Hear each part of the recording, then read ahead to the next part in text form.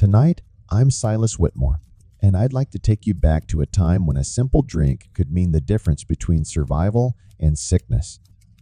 Picture this. You've just spent the day working a field that isn't yours. Your back feels like a plow itself, and the dust in your throat could fill a small sack.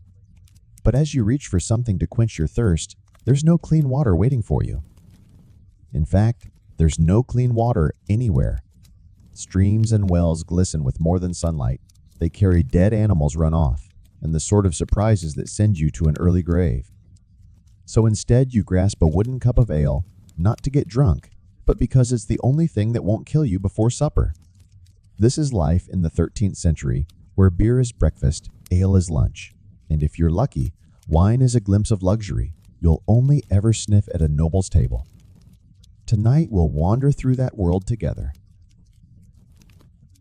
You'll see why children sip beer before they can read, why monks brew stronger stuff under the quiet glow of their cloisters, and why taverns feel less like drinking holes and more like the medieval version of a social network, loud, smoky, and teeming with arguments about taxes, gossip, and whose ox just. Trampled, whose cabbage patch. Along the way, we'll watch peasants stumble, nobles boast, and a few poor souls find themselves locked in the village stocks just for letting one cup too many carry them into the street. Before we begin, turn the volume down low, pull your blanket close, and tell me in the comments where you're listening, from what time it is, and whether you're sharing this with someone or just resting alone with the hum of a fan. Now let's ease into the evening, one careful sip at a time. The day begins before the rooster even thinks about crowing. You rise from a straw mattress joint's stiff breath, tasting like smoke from last night's hearth fire. The air is cold enough to make your teeth ache, and your first thought isn't food, it's drink. Not because you're craving a buzz, but because the first chore of the day, hauling yourself to the fields, can't be done with a dry, cracking throat. You glance at the wooden bucket near the door, the one filled with water from the village well, and quickly look away. You know what swims in there, even if you can't name it. A week ago, old Heinrich's boy drank straight from the stream and spent the night clutching his stomach, sweating through his sheets until he didn't wake up. Instead, you reach for a rough-handled mug filled with ale, a thin, cloudy liquid that smells faintly of bread left in the sun. It isn't strong, barely 1 or 2% alcohol, but that's the point. Just enough to kill whatever would have lurked in the water, not enough to make you stagger before sunrise. The taste is earthy sour with a faint sweetness from the grain, and it slides down easier than you'd like to admit. For a moment, your throat stops burning. Children in the cottage each take a sip, to even the youngest, their hands clutching mugs bigger than their heads. No one thinks twice about it. This is breakfast after all. Step outside and you'll hear the slosh of ale in wooden cups all across the village. The blacksmith's apprentice swigs a gulp before stoking the forge. The baker's wife hands her daughter a jug to carry on her way to market. Even Brother Odo, the wandering monk, nods to you from the road, raising his own cup before muttering a quick prayer and moving along. Everyone knows the truth. If you want to survive, you drink. Not because you're chasing a good time, but because water, the thing meant to sustain life, might just end yours faster than a fall from a ladder. As you walk toward the fields, the mug still warm in your hand, you can smell the mix of damp soil smoke and malt drifting from the alewife's hut. She's already working, stirring great wooden vats, her sleeves rolled past her elbows despite the morning chill. The scent cuts through the cold like a promise you'll be back there soon to refill if the day doesn't break you first. You tighten your grip on the mug, take one last drink, and feel the mild warmth spread through your chest. It's not joy. It's not comfort. It's simply survival in liquid form. And with the first swallow finished, you join the slow line of neighbors shuffling toward the horizon, each of you with a cup in hand, ready to trade the small burn of ale for the larger ache of labor waiting beyond the village gates. The day has only just begun, and already ale feels less like a drink and more like a shield. And as you pass the edge of the road, The faint smell of barley from the alawife's hut beckons again, pulling you toward the next stop, before the sun climbs any higher. The path to the fields takes you past a crooked wooden hut, its roof patched with straw and leather scraps, smoke curling from a lopsided chimney. This is the alawife's place, where the heartbeat of the village hums and bubbles and steam. Even before dawn, she is there, sleeves rolled up past her elbows, hair tied with a strip of cloth, leaning over a vat so wide you could bathe in it. The air smells thick with wet grain and yeast, a warm, tangy fog that clings to your clothes as you pass. Inside, wooden paddles stir the mash, and every so often she lifts a ladle to taste her face tightening if the flavor isn't right. Her hands are cracked fingernails darkened from malt, but her work keeps the entire village upright and breathing. You step closer, not just to refill your mug, but to feel that heat, the kind that seeps into your bones in the morning chill. She eyes you for a moment, her brow furrowed. "Don't drink too much before the sun's up," she mutters not unkindly. Last week, old Thomas thought he was stronger than his stomach. Found him in the drainage ditch, singing to frogs. There's a wry twitch at the corner of her mouth, the closest thing she gives to a smile before turning back to her cauldron. You drop a copper coin on the counter, the clink sharp in the thick air, and she hands you a jug, wiping her hands on a stained apron. Despite how vital her work is, the alewife carries a shadow of suspicion wherever she goes. Brewing to many is women's work like churning butter or baking bread, but it draws the attention of the village reeve and the church.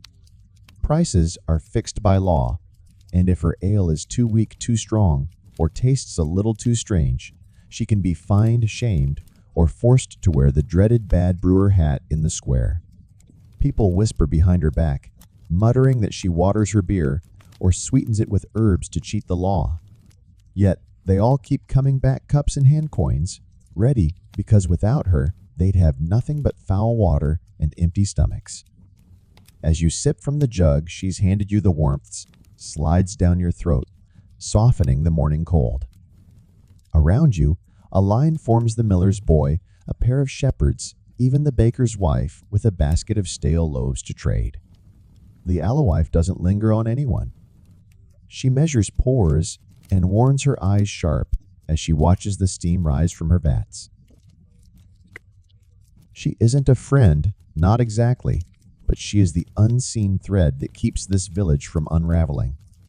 You take another pull, wipe your mouth on your sleeve, and nod toward her in thanks. She doesn't nod back. Her hands are already on another jug, another lifebuoy ladling survival, one cup at a time.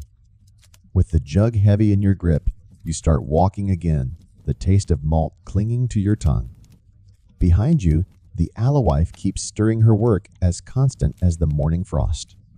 Ahead, the sun creeps higher, and the faint toll of a monastery bell drifts on the wind, pulling you toward the next stop on this slow march through another long ale-fed day. By the time the sun begins to lift itself above the rolling fields, your path bends toward a squat, stone-walled monastery. Its bell tolls slowly, the sound rolling through the morning air like a deep breath. The monks here live behind sturdy gates and quiet gardens, but their presence is felt well beyond the cloister walls, thanks mostly to the smell. Even before you see them, you catch the scent of boiling grain and sweet herbs, a fragrance richer and more deliberate than the rough brew the alewife makes. Monks, for all their vows, have a gift for turning grain and patience into something far more indulgent. Brother Anselm greets you near the gate, a round-faced monk whose robe is flecked with dried foam, his sandals wet from spilled wort. He nods with a knowing smile, holding a ladle in one hand like a scepter. Another fasting day, he sighs, his voice as calm as the monastery pond. No bread, no meat, no stew, but plenty of beer. He gestures to the great copper kettles steaming behind him, each one tended by a pair of novices with long wooden paddles. The broth within is dark bubbling and heavy with the bitter tang of hops, a plant these men have cultivated carefully, knowing It makes their brew last longer and taste sharper.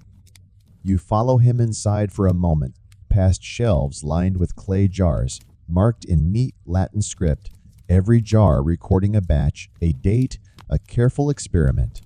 Unlike the alewife, who stirs and hopes for the best, the monks write everything down. They measure they time, and they tweak their recipes, building a library of beer as surely as they copy sacred texts. Brother Anselm hands you a small cup, its contents darker than the weak ale you've been drinking. It tastes stronger, richer, the bitterness lingering on your tongue like a reminder to sip slowly. For a brief moment, you understand why some travelers speak of monastery beer with the same awe they reserve for relics. Liquid bread Anselm chuckles, tapping his own cup to yours. Keeps a man steady when his stomach growls, and no one argues with a rule that lets you drink on an empty plate.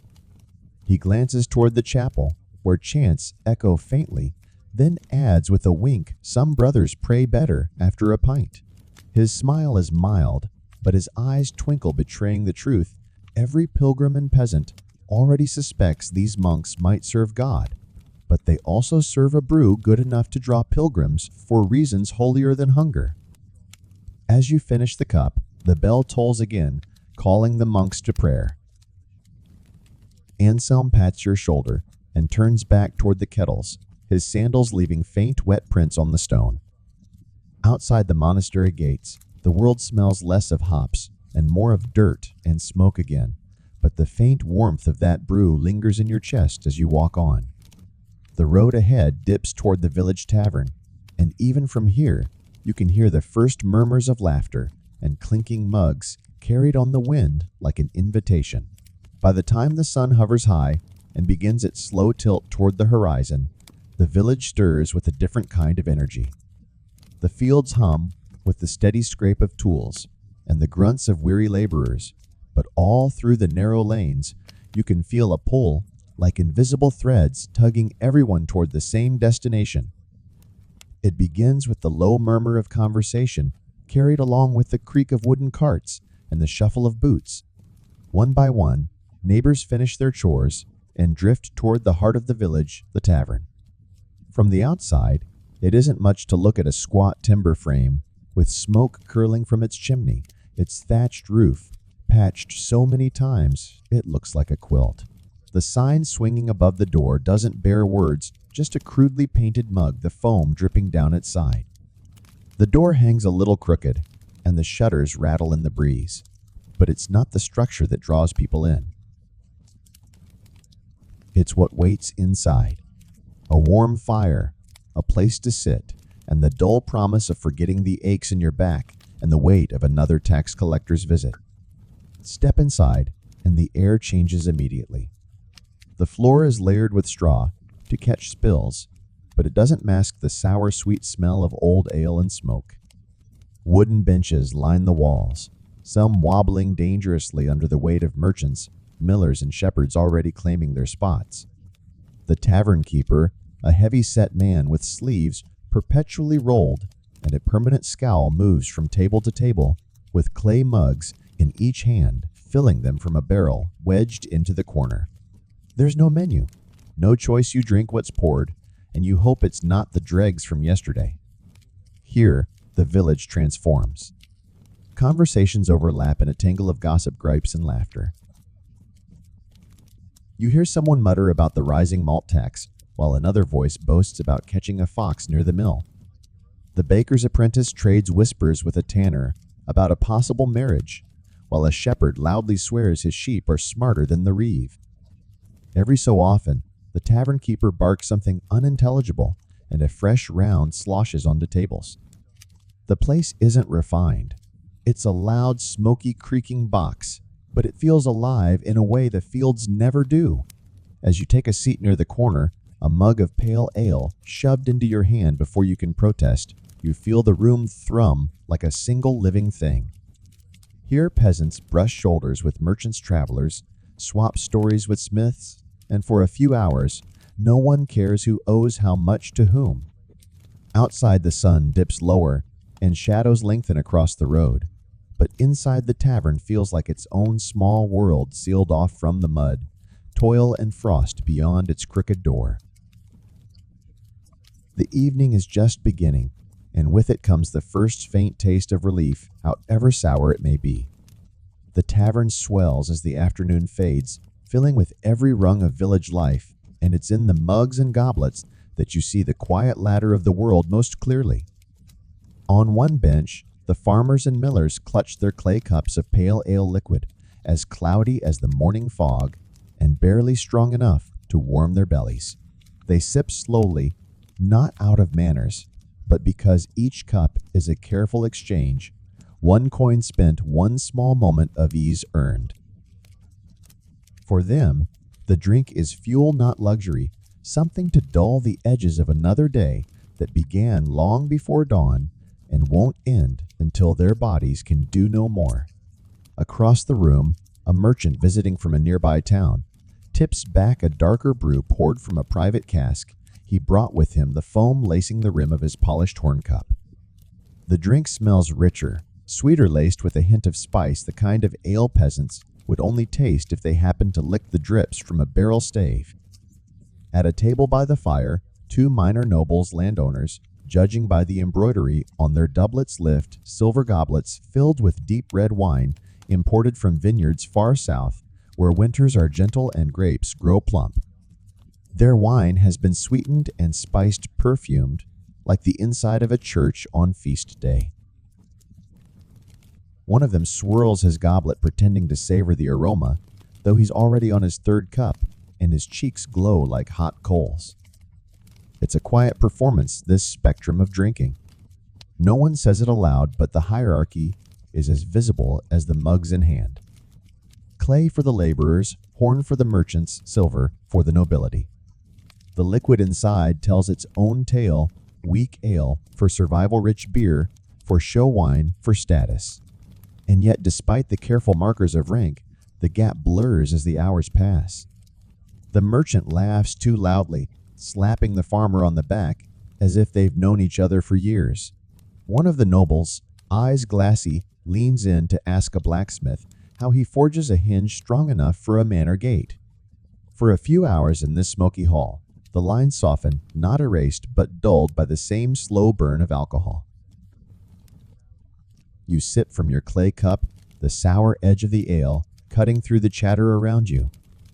It doesn't taste of spice or perfume, but it soothes the ache in your throat and steadies your legs enough to stay seated. Across the tavern, the silver goblets clink again, and someone begins to hum a tune just off key. For a fleeting moment, the room feels balanced, everyone wrapped in the same warm haze, whether they're drinking to survive, to flaunt, or simply to forget. But as the sun slips further down and the mugs keep filling, you can feel the energy shifting. Relief is giving way to revelry, and the evening is about to take on a wilder shape. By the time the sun sinks fully behind the tree line, the tavern is no longer just a room of weary villagers. It's a carnival straining at its seams. The noise swells into something nearly tangible, a hum layered with bursts of laughter, clinking mugs, and the occasional bark of someone trying to sing over it all. A piper in the corner wheezes out a tune so shrill it could wake the saints, while a drummer, possibly just a miller, with a wooden bucket, keeps time with heavy, uneven thuds. The benches groan as more bodies squeeze in, merchants rubbing elbows with shepherds. A reeve pressed shoulder to shoulder with a man whose boots are more whole than leather. Tonight isn't just a regular evening. It's a feast day, a celebration for reasons you can't quite catch over the din. Maybe a saint's name, maybe the Lord's new falcon, or maybe just because the harvest didn't completely fail this year. Whatever the excuse, the ale flows freely, poured from barrels so quickly the tavern floor gleams with the spills. The air grows heavy with smells: roasting meat, wood smoke, yeast, and the distinct tang of sweat as bodies crowd together. The straw beneath your boots is already damp, sticking in clumps as you shift on the bench. Toasts begin soon after the first course of bread and salt pork, each one longer and louder than the last. A merchant raises his horn to praise the village reeve, for something no one hears, drowned by a nobleman's booming salute to his own horse, which, by the way, is apparently the fastest in 3 counties. Every toast demands another round, and each round blurs the line between speech and slur. You tip your cup when prompted, murmuring some words you hope pass for gratitude, though most around you have stopped bothering with words, altogether favoring roars and laughter instead. Somewhere near the hearth, a few couples start dancing to the piper's screeching tune, their boots thumping the floorboards as mugs slosh dangerously near heads. A shepherd climbs onto a table to recite what might be poetry, though the crowd only cheers when he almost topples off. Amid the swirl of bodies and sound, a monk, perhaps Brother Anselm's novice, slips past balancing 2 foaming pitchers, a grin wide on his face despite the chaos.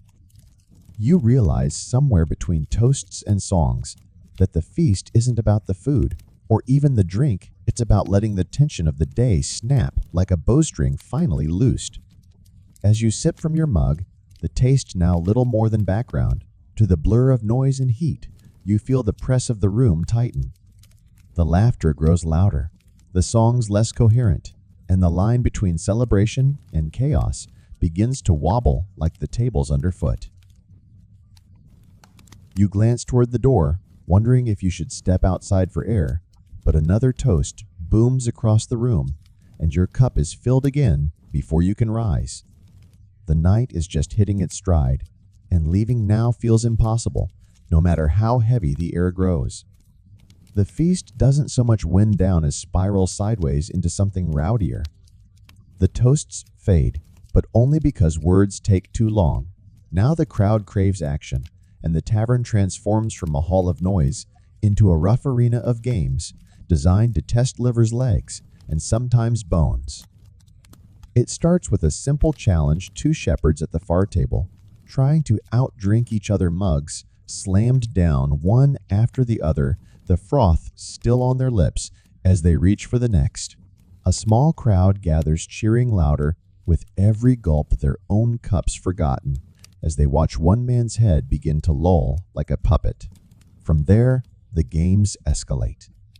Near the hearth, a cluster of young men takes turns spinning in tight circles, arms outstretched before staggering across the room to try and touch the tavern's far wall. Few make it without collapsing into benches or barrels, which earns jeers as loud as the cheers. One unlucky lad tumbles directly into a puddle of ale-soaked straw, rises coated in bits of hay, and bows theatrically to a roar of laughter. In another corner, a trio of farmers and a tanner stage an impromptu wrestling match, their boots slipping on the wet floor as they grapple, each convinced victory means a round paid by the loser. The loudest commotion, though, comes from a table where someone has dragged out a battered pair of dice. The rules seem to change with each roll shouted over by whoever's sober enough to argue. Coins clink onto the table, mugs tip, and at least once a fist thumps the wood as accusations of cheating fly. It hasn't come to blows yet, but you can feel the tension building beneath the drunken laughter, like the creak of a rope about to snap. Through it all, the piper plays on his tune, wobbling as he sways, but somehow still giving the chaos a rhythm. You cling to your cup, pressed into your corner, watching the spectacle as chairs tip, mugs crash, and the laughter blends with a few pained groans. The energy is wild, unpredictable, a tide that could sweep anyone into its undertow with a misplaced step or word. And as the dice slam against the wood again, and another round of cheers erupts, you catch yourself glancing toward the door once more. The night isn't over, but it's already starting to feel like the games here aren't meant to be won, only survived. The games, loud and unsteady as they are, can only hold the tavern together for so long. It starts with a single shout, a tanner accusing a farmer of palming one of the dice, and in the breath it takes for the piper's tune to falter, the laughter curdles into something sharper. The farmer swears he's done nothing, the tanner swears he'll have his teeth for lying, and then without warning, a mug sails through the air and bursts against the hearthstones. The piper stops playing entirely, clutching his instrument to his chest as the room tilts into chaos. Tables scrape across the straw-strewn floor as men surge to their feet, some to fight others just to get a better view. The tanner lunges, the farmer shoves, and their scuffle knocks a bench sideways, sending two unsuspecting shepherds tumbling to the ground. One of them, ale-soaked and startled, swings a wild punch, which lands squarely on a merchant's shoulder. The merchant, not one to take a blow, quietly retaliates with a shove that topples another mug and sends a cascade of froth over the reeve's boots. Now, voices rise in every corner, some laughing, some shouting, some jeering for someone to land a proper hit. Through it all, the tavern keeper stands by the barrel, arms crossed over his broad chest, watching with the detached calm of a man who's seen this a dozen times before. His eyes flick from table to table, not to break up the brawl, but to silently count which stools and benches he'll need to repair by morning. A clay jug crashes near his feet. He doesn't even flinch, only sighs, and reaches for another mug to fill. You stay pressed into the corner, clutching your cup, as the room thrashes. Two men roll across the floor, scattering straw, and knocking into the piper, who scrambles backward and resumes his playing in a frantic jig, as though speeding up the music will somehow soothe the chaos. The air is thick with the sharp tang of spilled ale and sweat, punctuated by the thuds of fists and the occasional crash of wood giving way. Just as a stool lifts over someone's head, a booming laugh breaks through the din, a nobleman, face flushed and wine-stained, egging the fighters on with a goblet raised high. His shout draws another chorus of cheers, and suddenly even those not tangled in the fray are pounding the tables in rhythm, their mugs drumming along with the mayhem. In this moment, the tavern feels less like a hall for drinking and more like a storm, each shout and crash another roll of thunder. And as you shrink further into your seat, you wonder, not for the first time, whether this night will end with a song, a bruise, or both. By morning, the chaos of the tavern is little more than a sour taste in your mouth and the faint ache in your ears. But for at least one poor soul, last night's revelry lingers on in a far more humiliating form. As the sun drags itself up, villagers drift toward the square, not for work, but for a spectacle, one that requires no musicians or mugs, just a pair of wooden beams and a man whose stomach still turns from too much ale. He's already there when you arrive, slumped forward in the village stocks. His ankles and wrists are clamped tight between rough-hewn boards, his head bowed, his hair sticky with spilled drink from the night before. Each breath he takes sounds like it weighs more than the man himself. The straw beneath him is damp and foul-smelling, and every shift of his body earns a creak from the wooden frame. Around him, a small crowd has gathered, some shaking their heads, others grinning openly. A group of children hurls stale crusts of bread and wilted cabbage leaves, each throw landing with a soft thud and a ripple of giggles. The reeve stands to one side, arms crossed, watching as if this were a simple chore to tick off before breakfast.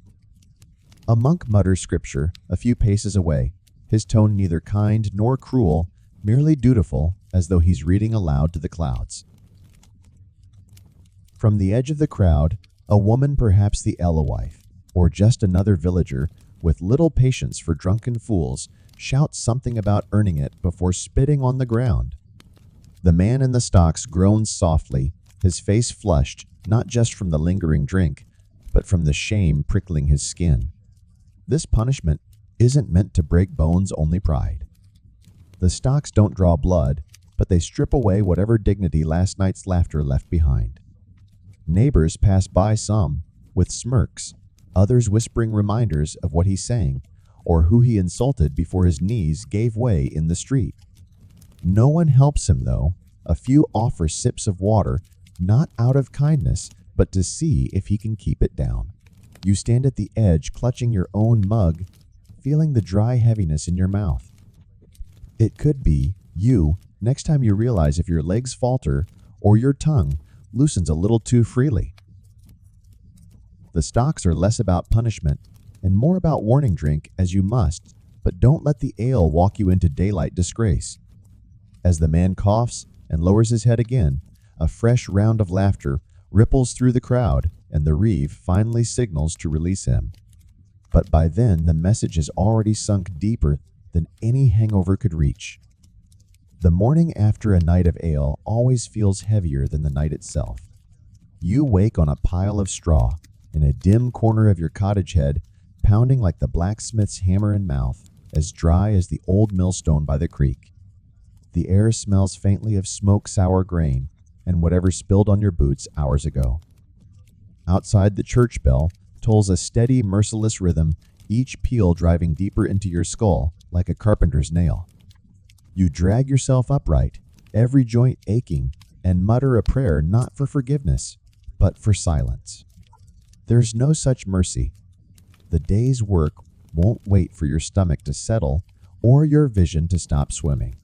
You shuffle to the table where someone, perhaps the alewife on her morning rounds, has left a crude cure, a mug of ale cracked raw with a whole egg floating in it, the yolk wobbling like a jellyfish. Hair of the dog, they call it, though it tastes more like punishment than remedy.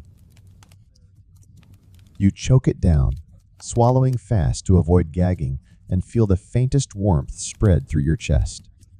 It doesn't clear your head so much as blur it further, but it's enough to stop the shakes. Others swear by different treatments. A neighbor boils fennel and nettle into a bitter tea that smells like damp earth, claiming it soothes the humors. An old monk you once saw at the monastery suggested vinegar mixed with honey, sharp enough to make your teeth ache, but allegedly good for restoring balance. And if none of that works, there's always the simplest option: keep drinking slowly until the pounding fades, or you no longer care that it hasn't. The church calls such indulgence a sin punishment for gluttony, but most villagers call it Thursday. Of course, if you're truly unlucky and your hangover draws the attention of the village healer, a doctor, in name only you, might find yourself with a bleeding bowl in hand, told that draining a pint of your own blood will set things right. Nothing says relief like fainting on an empty stomach. You'd almost prefer the egg and ale. You sit back wiping your brow, the taste of yeast and yolk still clinging to your tongue. Outside, you can hear the fields calling tools, clanging animals braying, and the distant echo of another mug being filled. No one asks how you feel. They assume correctly that it doesn't matter. The day goes on, no softer for your misery. You pull on your boots, still damp from last night, and step into the pale light. The hangover will fade eventually, but for now, it lingers like a shadow following you to the fields, a reminder that even in a world fueled by ale, every sip has its price. By midday, the lingering fog of last night dulls, but ale and wine remain as constant companions, not for celebration now, but for utility. In the Middle Ages, alcohol is more than comfort. It's medicine, trade, and law, all rolled into one. When someone cuts their hand on a plow blade or splits a finger while chopping wood, it isn't clean water poured over the wound. It's wine stinging and sharp meant to wash away whatever invisible dangers might linger. A splash burns a swig, numbs, and both are considered good doctoring. Herbal brews, thick and syrupy, get doled out by monks, flavored with sage wormwood or whatever looks medicinal in the monastery garden. Whether they heal or simply knock the patient into a deep, dreamless sleep, few complain. But alcohol isn't just treatment, it's currency. Taverns thrive. As the center of local economies, their barrels as important as any mill wheel or forge. Every jug filled, every cup poured feeds a network of taxes and trade. The local reeve collects fees on each batch brewed, sometimes officially, sometimes with a wink and a hand outstretched for a bribe. Prices aren't left to chance either. On the tavern wall, a wooden board lists the fixed rates for ale meant to keep peace between seller and drinker. Of course, Everyone knows those rules bend as easily as a wet reed when the right pouch of coins changes hands. For the alewife, the stakes are highest. Each cask she brews carries not just the risk of spoilage, but the watchful eye of both officials and rivals.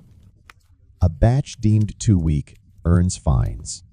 One too strong, and she risks accusations of cheating, or worse, tempting the villagers toward sin, as the church likes to phrase it. Yet the demand never wanes. Farmers buy by the jug for long days, merchants drink to grease deals, and even the monastery, for all its records and rules, trades its potent brew for grain or coin.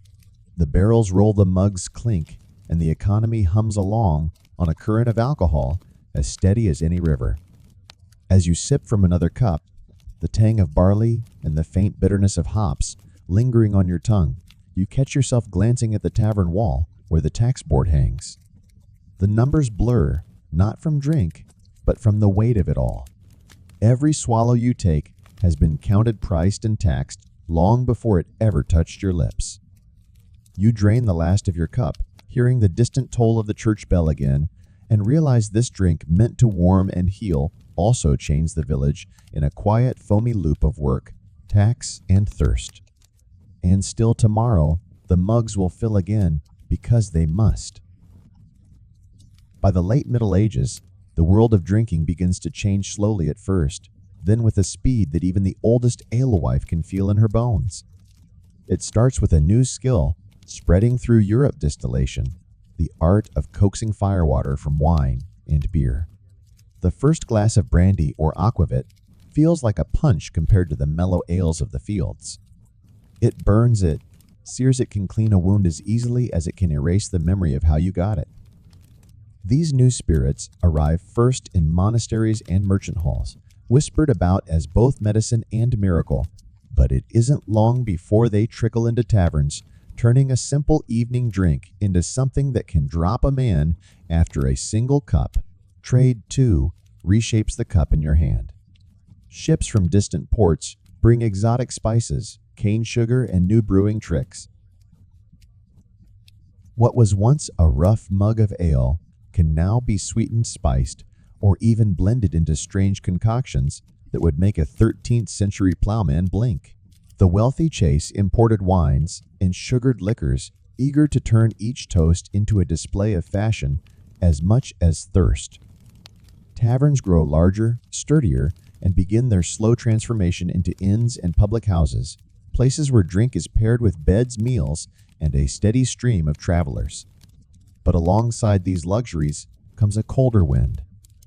Reformers rise, preachers with sharp words and sterner faces, calling taverns dens of sloth and condemning drunkenness as not just foolish but sinful.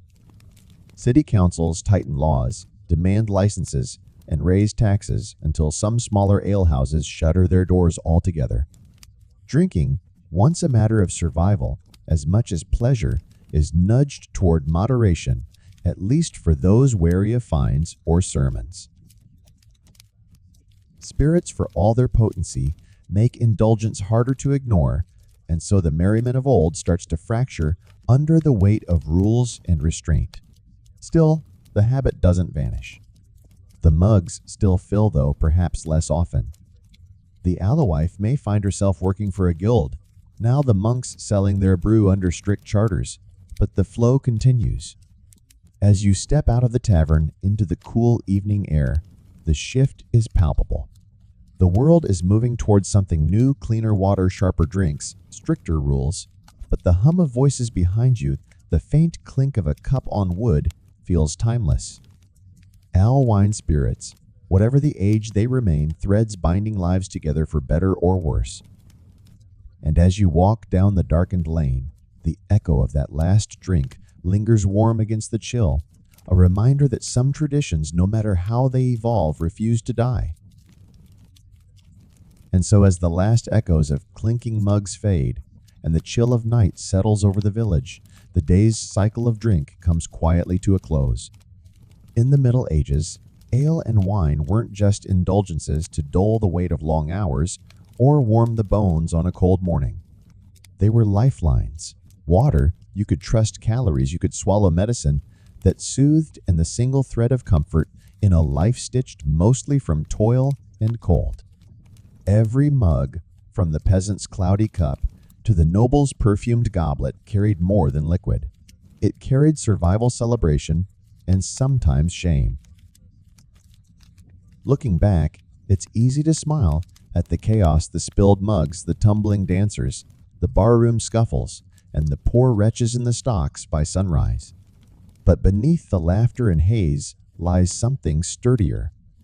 These drinks, rough or refined, wove together communities.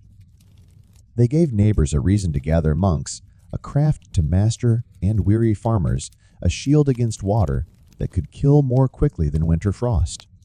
Even when tempers flared or heads throbbed, the taverns and cups kept beating like a second heart for every village and town. As you pull your blanket tighter and let your own eyelids grow heavy, perhaps think of those who lifted their mugs centuries ago, not as revelers first, but as survivors clutching their cloudy ale or spiced wine, because it was what the world gave them to endure another dawn. If you made it to the end, let me know where you're listening from and whether this wandering through the smoky halls and muddy lanes of medieval nights has eased you toward rest or simply held you awake with its echoes. Until next time, may your sleep be deeper than any barrel and your dreams lighter than the foam atop a fresh poured cup.